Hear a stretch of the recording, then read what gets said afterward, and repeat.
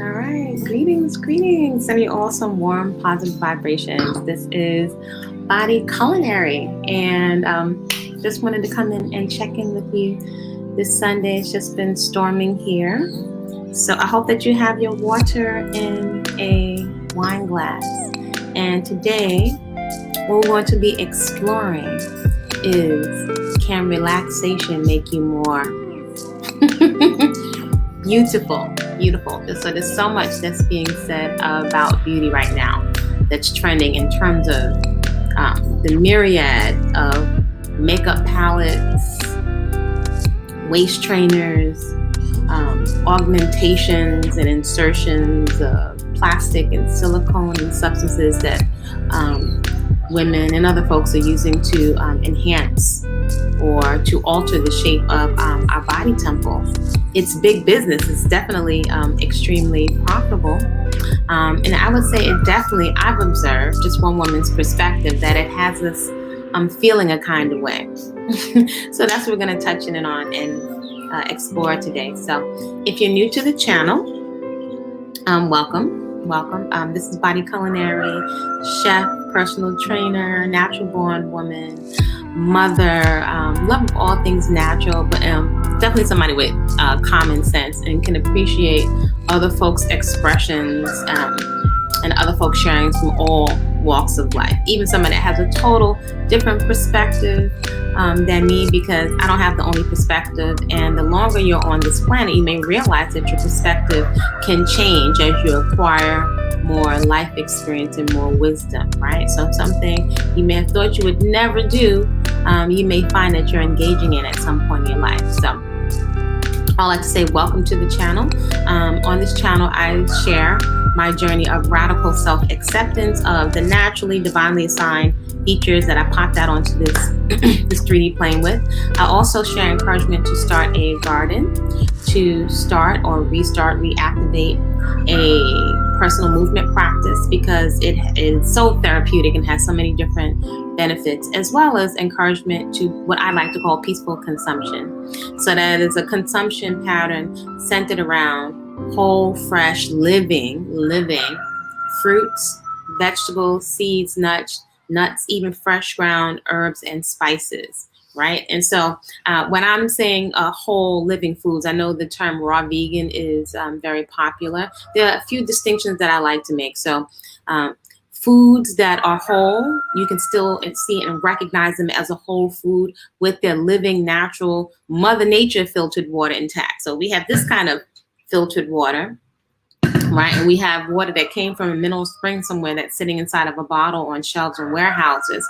However, I prefer the living water with all the synergistic nutrients that are alive and active, right? That are deactivated in the presence of heat and light. All of those enzymes and life force inside of the whole, fresh, living fruits and vegetables. Just like you're living, I prefer the fruits and vegetables living. So those are the things I share on this channel. So if you're interested in that kind of content, do feel free to subscribe, perhaps share it with someone who may be complaining they'd like to make some changes and are looking for some support or to widen their always respectful conversation. You're always welcome to comment in the comment section. And there are plenty of folks that are dealing with acne. I used to have a whole lot of acne. My face looking like the sidewalk. You can see a picture of that in the community section. Or very concerned with unhealthy weight, right? Many folks have received health diagnoses. So just want to look and feel healthier. So sometimes you may be the only person in your circle and your family that's really embarking on making certain changes. So that can be really, really challenging if you don't have support. So why not make a positive use of the internet, right? If you're paying for internet service, you have access to so much education, right? Now with YouTube, you can peek into other folks' kitchens and bathrooms or even gardens, right? To see what other folks are doing. And it can really perhaps shorten your learning curve. Now, that being said, you'll have to be 110% responsible for if you've allowed your body to become deconditioned, whatever you've been putting in your body up to this point, right? Your body's 110% your responsibility. So it's not just about following people. You can find and try things on that resonate with you. And if it doesn't resonate with you, leave it right here. So I share a lot of encouragement on this channel. So today what I've been thinking of in the early day is relaxation.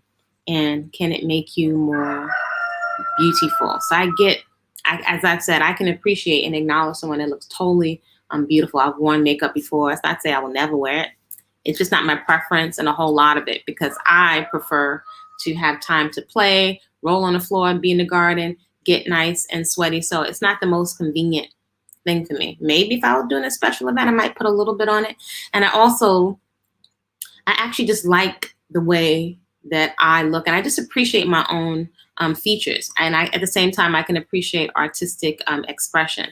However, health is my #1 beauty product.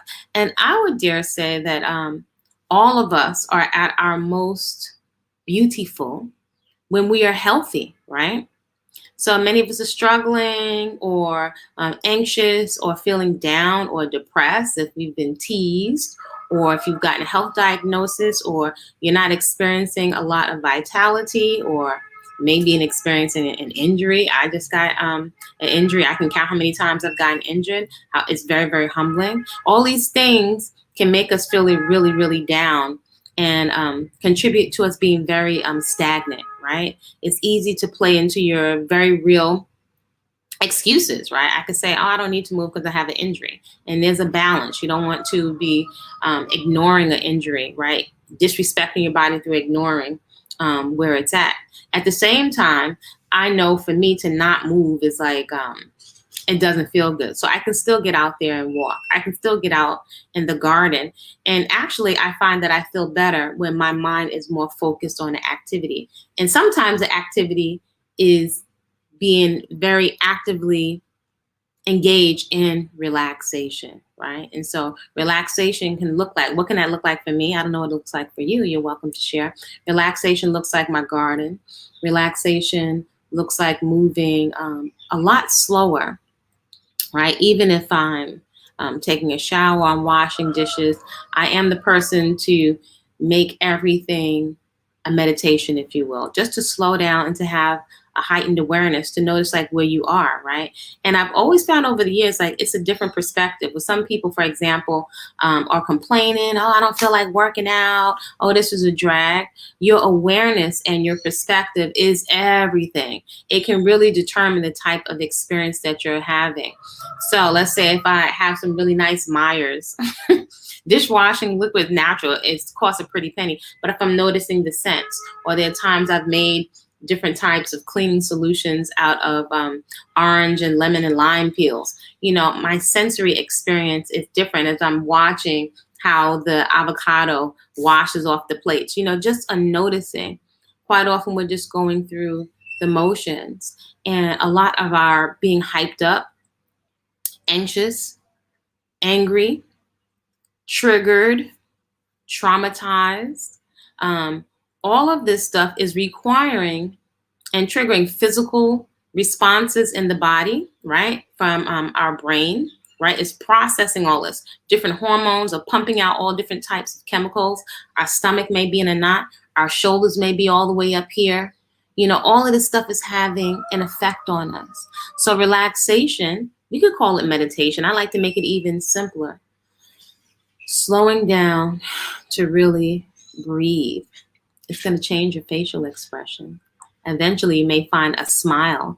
You may, like, sometimes the mind is fighting relaxation, much like a sleepy baby is fighting sleep. However, when you finally get into relaxation, eventually, like, oh my gosh, I could have been doing this the whole time, right? And it's one of the things that actually we really do have access to, right? So it's very common today when you ask people how they're doing. Either people will say fine and they're actually not doing well, or some of us, I'm one of those people, will not acknowledge if there are health conditions going on, or we trauma bond. We have a tendency to, like, you know, one up each other on the trauma that's going on in our lives, or even in celebrities' lives. And this adds to a whole dialogue. It's actually a lot of time spent. And I, for one, just my one simple observation is that engaging in this way mentally affects our consumption patterns. I definitely noticed and observe that you can be in front of these screens watching things, and you can have a tendency, even if it's healthy food, to be munching, munching, munching, eating mindlessly. So what is going on there? Now, definitely, if we had to put a timer, and there are different apps, some I've recommended that you can put on your computer to actually get a realistic feedback on how much time we're spending on the screens, right? And then when you look at that time, how much are you getting back? Are you leaving more the screen or your screen interaction time more motivated, and measuring the motivation by getting into action around what you say you value? Are you feeling, some humor? Because online is a lot of entertainment. However, do you really feel like you're getting a return for the investment of your time? So thinking like that, and actually, if you get feedback from an app, or if you can sit back and be objective or honest with yourself, right, or ourselves, because most of the time the ego is not very honest, it's not logical, and you can see maybe in 1 week that you spent maybe 10 hours or more online. Are you getting any kind of return for your investment? That's more than enough time where you can have a ripped up, super fit, toned body in 10 hours, or even 5 hours spent on the internet. Which is why I recommend that a good use of these videos is to perhaps, as you're watching them, you can be on the floor, put your exercise mat down, or you can set up your cutting board to chop vegetables, or you can grab a drawer, like an underwear drawer, or the receipt drawer, or the baubles drawer, and to declutter, right? It's a great use of time. And I find after, right, you get more back, right? I find like it's nothing like immediate action towards a goal. Something like cleaning, you're listening to something positive, uplifted, and focused on an activity. I find that you can get the wheels going. You can perhaps get out of a wheel of stagnation, right? Because sometimes you can leave these screens and just not feel motivated to get into your movement practice. I find that usually you don't want to eat health food in front of these screens. I don't know, just me. I've noticed for years, usually there's certain types of foods that we eat when we're engaged in certain types of horror movies, gossip channels. Most of these channels, you're not munching on certain types of food. So you can let me know. I would love to hear if you've ever made these observations, depending on what you're watching, right? Which is why I invite us to consider that what we're watching, right, through these screens, there's mental processing, and there's instructions, and there's an actual interaction that's going on. So I would love to know, when are you more inspired to munch on some greens or some celery? Now, I noticed for me over the years, before even the whole YouTube and internet thing, I've always had what I call fitness buddies and friends. They didn't know they were my friends. However, some folks that didn't complain, quite often, I would buy different DVDs and CDs and keep them on all the time, because I spent so much time in the kitchen or soaking in the tub. So a lot of times that was me reading before audible.com. I would just invest money in these different programs, or whoever I thought was inspiring or teaching me something around health, fitness, relaxation, and they were my buddies.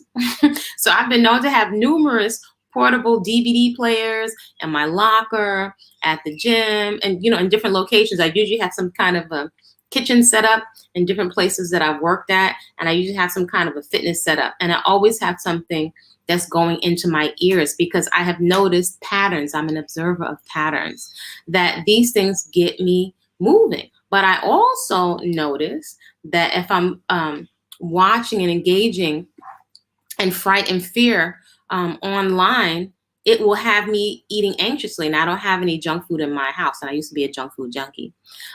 However, even if it was avocados or salt, I noticed distinct patterns. And it's interesting. One of the things that I talk about and that we go over in lunchtime classes, common sense nutrition and efficient fitness, especially common sense nutrition. People are always asking for recipes and diets. However, I have observed in several decades that a lot of times we're not getting to the root of what is driving our behavior. And so a lot of our consumption patterns are really triggered based on emotions, right? It's a lot of emotions that are triggering whether our food choices are, even if it's from the health food store, if it's a bunch of starch or a whole pot of brown rice, or if they're the healthy version of the, what do you call those things? They used to be ice cream sandwiches.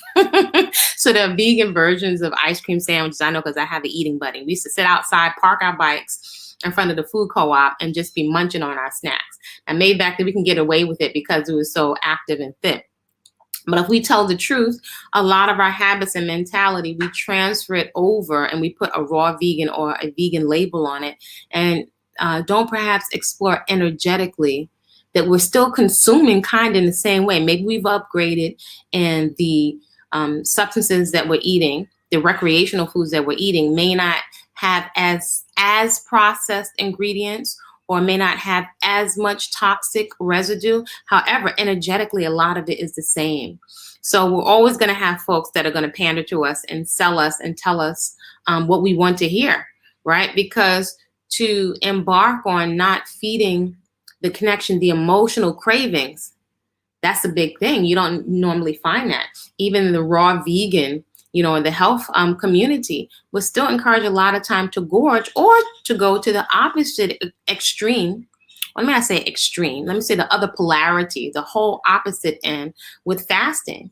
And we're not meant to live our whole lives on a fast, right? On a fast. And there's so many other things. As someone that's trained as a nutritional fasting instructor, decades ago, many people jump right into water fast with no plan on how they're going to maintain, or with no clarity on the things they're going to leave out of their consumption patterns after. And sometimes it's not a respect for the body. Often there's not a preparation of the body before water fast or fasting, whatever variation, because people have created so many variations, which is not wrong.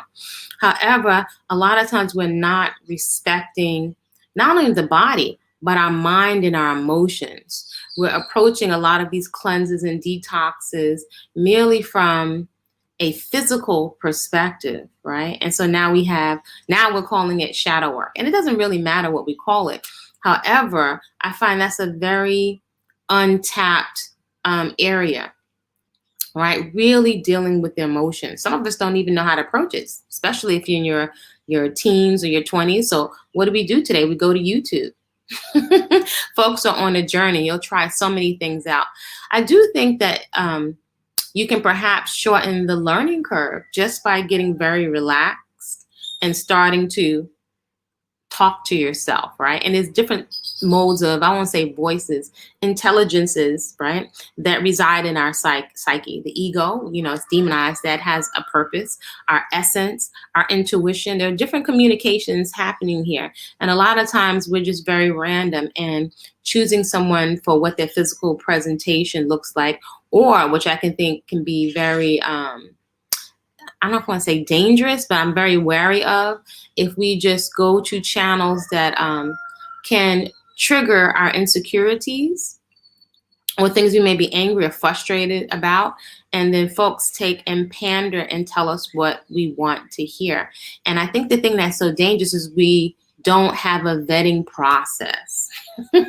We don't have a vetting process for who we're taking instruction for.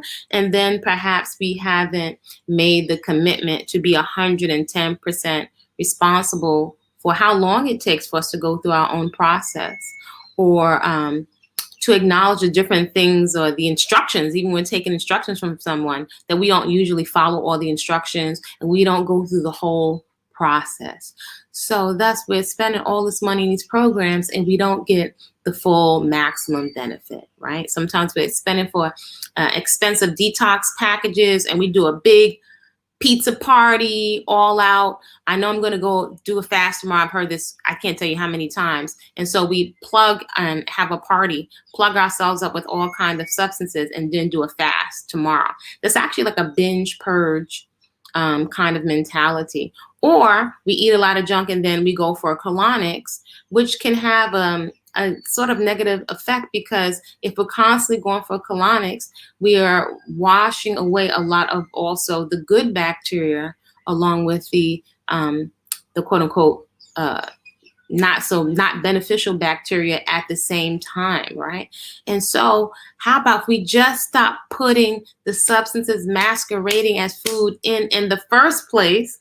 We wouldn't have to be running on the treadmill like a demon out of hell, or like so spastically or so crazed, if we could just get off of the hamster wheel of detox to retox, right? And at the root of this, all of the retoxing, I would say, I've observed the base and the foundation of it is stress, not having methods of managing stress, and not engaging some that work for us on a sustainable basis, and to be very, very consistent and patient to sit with ourselves in our own process, right? If we have a strategy, and we found a strategy that can perhaps work for us, and perhaps identify a period of time and a commitment and a plan and some accountability partners, or accountability tools and ways and feedback to measure, how we're doing, we might be much more successful, right? We might have much more results. And what is the goal? To find a lifestyle.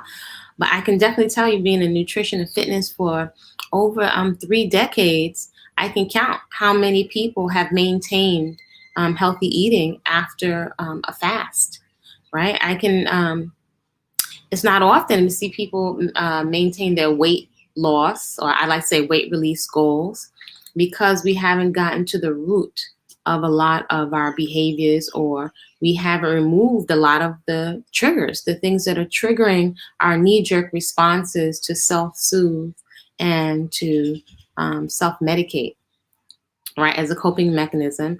And also a lot of our coping mechanisms and self-soothing is socially acceptable. So a lot of times we'll engage in these different things in groups. So let's see, the StreamYard link, let's see, can I show it? I think it's, oh wow. So there is the link if you would like to participate. This is my first time using StreamYard today. So if you'd like to engage respectfully in the conversation. So the question today is, can relaxation make us more beautiful? And when beauty, to me, when I say beauty, I'm referring to health, right? I'm referring to health. And we may not think of relaxation as healthy.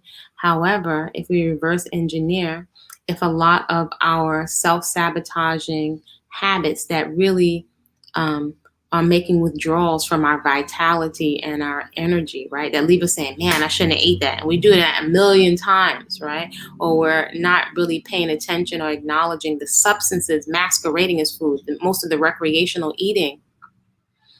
A lot of this, we're in a certain frame of mind and a mindset when we're consuming, right, out of stress. And we're going to get a high five on it. So if we don't have support, or we haven't identified support, or if we haven't gotten quiet enough to really acknowledge, like, what's the pattern? What's going on here? How can we have access if we're not relaxed? So the relaxation is quiet. The relaxation can provide space for us to have an inner listening, right? An inner listening. You can hear that part of our intelligence, right? There's a part of our intelligence is always guiding us, right? And I can make a litmus test. I can discern. I have a vetting process. I can discern between my ego, and it has a purpose, and the essence of me communicating, because I know the essence of me would never harm me or harm somebody else, right? It won't try to take me out of desperation or out of a need to defend myself. So if I'm moving at such a very fast speed, I can't discern it, right? I can't discern between all the messages that are coming at me from the screen, or people, I'm being triggered by certain people or old memories. I can't discern it because it's too much noise. Literally, there's too much messages and instructions going into my brain computer. So I can't discern. It's one of the reasons why I really love, love, love the really quiet early morning hours. And this early day, just like a little while ago, it was like really storming and raining so, so hard. I find that rain, or what people call extreme weather, sometimes is very meditative, right? In the midst of all of that water coming down, just the sound of the rain is actually very, very calming. But again, if we're moving at a fast pace, usually what you hear on the train is people are bustling off to work in survival mode. Oh, I hate the rain. I can't get to work on time, and I can't do this, and I can't go outside. We're complaining about the rain. Wow. It's inconveniencing us, but most of our body is what? Water. Even drinking water, a lot of times we're guzzling down the water. I remember once I had a client, beautiful woman, and she really worked to change her body. And so certain clients that I know that have had a lot of results and transformation. I'm just a catalyst, and it's not just, but I'm a catalyst and a support. I noticed and I used to do this now, I think quite a while ago, was take one whole bottle, like gurgling down the water, like gobbling down the water, because I told the water was good for her. So she's being positive, and I would tell her sometimes, slow down, because we're not meant to guzzle, that's the word, guzzle water. We're meant to sip it slow. A lot of times we're eating ravenously, like, almost like a hungry dog. But it's really just a lack of awareness, because in her mind, she's doing the right thing. So it's just awareness, right? So a lot of times this is like a subtle distinction, or maybe a nuance. We can perhaps see it in other people, but not in ourselves. What is the mentality that we're in when we are consuming, right? Food is the most noticeable. We may not notice the mentality, the state of mind, or the state, more so the state of mind, not the state of mind, the state of being, right? What state of mind, who we be, who are we as we're engaging with these screens, right? How are you feeling? How are your emotions, right? Particularly, it's like, I would say it's almost like hypnotic. We're engaged in these screens, and we have to get something to eat, right? Even if it's a mango. Mango's a lot better than a gigantic bag of barbecue wontons or, barbecue potato chips. But still, I have observed that a lot of times, and most of the time, we're eating primarily emotionally. Now, sometimes this is not a bad thing. When, for example, like with greens, I call greens money for your body over here, right? The things that are not just focused around pleasure, pleasure, pleasure. If we can perhaps distinguish that I'm totally triggered, I'm angry, and I'm upset, right? So if you're going to administer some energy, right? If perhaps we just look at food as energy, then what would be the thing we'd want to consume at that point, right? And I think it's interesting, right? If we let's say, for example, take diabetes, right? And now we have been so not in a state of awareness. I've been taking in all this extra food and energy, which is converted to sugar in the blood. And this has been a long habit, and we're not really exercising, right? Become insulin resistant. It's very interesting that we crave to drink more sugar and to eat more sugar, even if it's energy, right? Eating too much. And so we're eating so much, the body can't process it. We've got lots of sugar, aka energy, floating around in the blood. The body's going to have to take it and do something with it. So it's going to store it as adipose tissue or fatty tissue. And the body, if we keep doing this as a pattern, it becomes less and less efficient. And so interesting. What's the state of mind that we're in with diabetes? If we think about it, are we really aware of what is driving us emotionally to keep soothing ourselves? So if we're not dealing with what is emotionally triggering us, right? We're not being fully accountable to what it is that we're taking in, then the manifestation of that state of being is diabetes. And the body physically becomes insulin resistant. And then next thing you know, it's like the insulin's not working anymore. Many of us will have to then take injections of insulin. So the relaxation is going to lead to us being or it can lead to us being much more aware of if we're eating only because we're triggered emotionally, or if we're eating and consuming, right? Because bitters, I consider a food group. If we're eating to really nourish the body, to cleanse the body, this is a different mindset from a fast. This is definitely a different mindset of a fast. And I would even say that I think that fasting can be something that's very natural. When we're sick, we usually don't want to eat intuitively. But now we're at a time when many of us will even want to stuff ourselves, even if we're not feeling well, because it has become a habit, right? We're dealing primarily with the emotions that are coming up, even though we're sick. So relaxation really is a huge tool, and it can really give us access to really working, right, and leveraging on that information that is being communicated to us all the time, but we're just not aware because we're moving at another kind of pace. So that's what I wanted to come in and touch in on today. I would love to know what you think. Can relaxation, right, if we reverse engineer, can relaxation contribute to us being more beautiful in the realm of health? When we look at being a natural healthy weight for what our particular body is.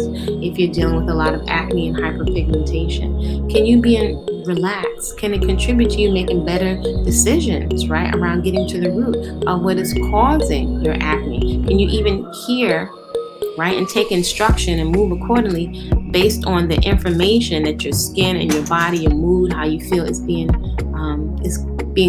as you're being communicated to from the intelligence within yourself? Can you discern and can you hear when you're moving fast at such a pace? So I would love to hear from you in the comments below. Have you found that relaxation techniques make you much more cognizant of what you're intaking? Love to hear from you. So this is Body-Culinary. You're welcome to like, comment, and subscribe if you've gotten value out of this video. And also, you're free to avail yourself of the guide of whole living foods in the hood with menus to fit your budget. So you can get some insight into what I've been doing for all these years with some pictures right there for what I've been carrying for lunch, tips if you have children or you have to take your lifestyle on the road and travel, yet you still want to embrace a life of consuming whole, fresh, living fruits, vegetables, seeds, and nuts, unprocessed in their natural state, right, as a lifestyle, which is not a diet. So if you need to reach out to me, the info is there, info@body-culinary.com. We'd love to see you at the lunchtime classes, Efficient Fitness, Common Sense Nutrition, and our early day at 6:15, Hit It and Quit It, Flower Fitness. All right, y'all, create a great day on purpose. See you soon.